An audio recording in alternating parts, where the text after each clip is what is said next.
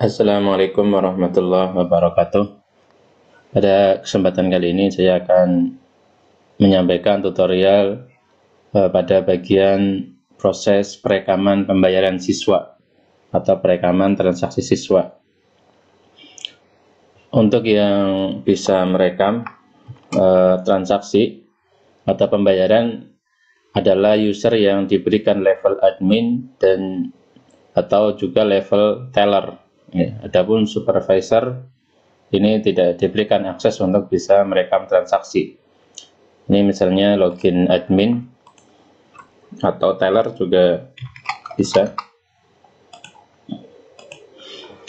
Untuk melakukan perekaman transaksi atau pembayaran siswa, ini syaratnya bahwa referensi atau pengaturan siswa dan tanggungan itu sudah harus direkam.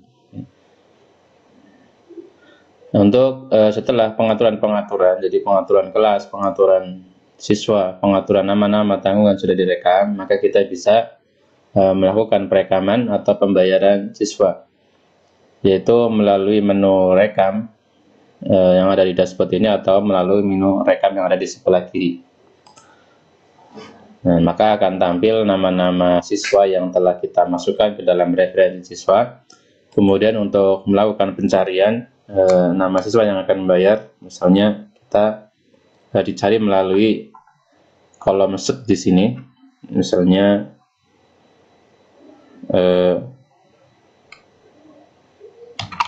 Ahmad misalnya, maka akan tampil nama-nama yang mengandung kata Ahmad. Nah, ini misalnya yang kita pilih yang akan melakukan pembayaran, kita klik rekam di sini. Nah, ini bagian-bagian perekaman. Di sini ada identitas siswa, kemudian di sebelah kanan ada informasi tanggungan ya, dari seluruh tanggungan dan juga detail transaksi yang sudah pernah dilakukan. Nah, untuk melakukan perekaman, terlebih dahulu kita pilih di sini jenis yang akan dibayarkan. Nah, ini juga di sini sudah ada informasi kekurangan pada masing-masing tanggungan. Nah, kita pilih ini yang masih ada kekurangan, misalnya kita rekam 600.000. Ini juga bisa kita pilih apabila di sekolah ini memberikan fasilitas pembayaran melalui transfer bank, sehingga ini memudahkan kita untuk pengecekan berapa yang melalui bank, berapa yang dibayarkan secara tunai ketika nanti perekapan di setiap harinya. Jadi bisa dipilih, kita pilih ini saja. Nah, ini juga diberikan input cara catatan pembayaran apabila kita memerlukan pencatatan untuk pengingat-ingat saja. Nah, setelah kita isi, kita tentukan, kita pilih, kita isi nominalnya, kita lakukan penyimpanan.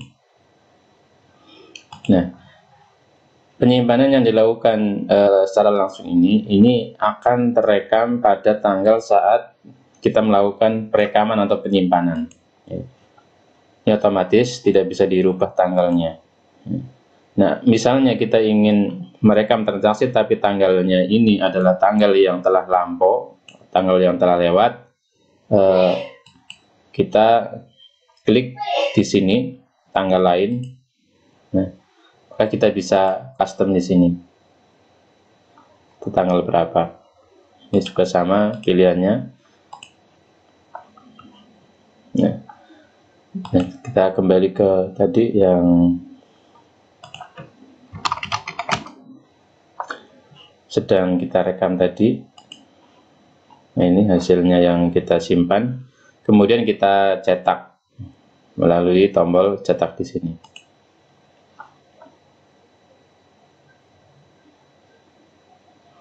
Nah, kemudian akan tampil kwitansi yang akan kita cetak dan kita berikan kepada siswa. Kemudian kita print, di sini ada tombol print, dan ini apabila kita ingin mendownload ke PDF. Namun fitur PDF ini adalah fitur PDF di browser. Ini hanya support di browser Mozilla Firefox dan harus dinonaktifkan IDM apabila dipasang IDM. Karena apabila ada IDM maka ini tidak tampil, tapi langsung ke download PDF. Nah, kemudian yang terkait dengan transaksi ini atau pembayaran ini, apabila misalnya kita sudah mencetak, kemudian kita sudah lewat, ternyata printernya atau kertasnya waktu mencetak mengalami kerusakan, kita bisa melakukan cetak ulang kwitansi ini melalui daftar transaksi. Ini transaksi yang sudah pernah kita rekam, ini akan tersimpan pada menu daftar transaksi dan kita bisa cetak ulang.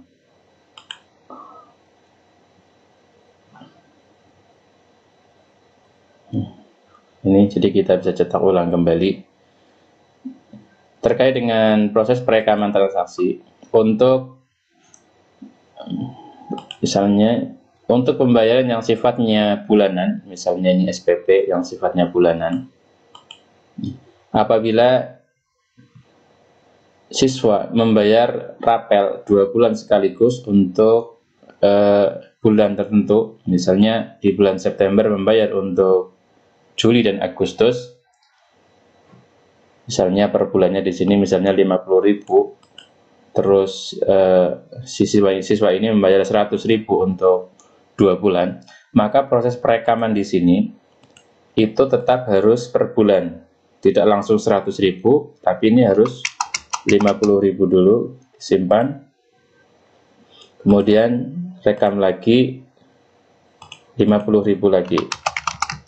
Nah, ini jadi ini meskipun pada rekapitulasi nantinya tidak berpengaruh apabila direkam sekaligus, namun dalam uraian pada kwitansi nantinya dia akan berbeda, akan menjadi satu. Jadi 2 bulan ini akan menjadi misalnya mulai bulan Juli ini untuk pembayaran Juli ini hanya akan tertulis Juli. Namun apabila perekamannya satu persatu per bulan, dia akan menyesuaikan bulan tiap-tiap bulannya. Misalnya kita cetak.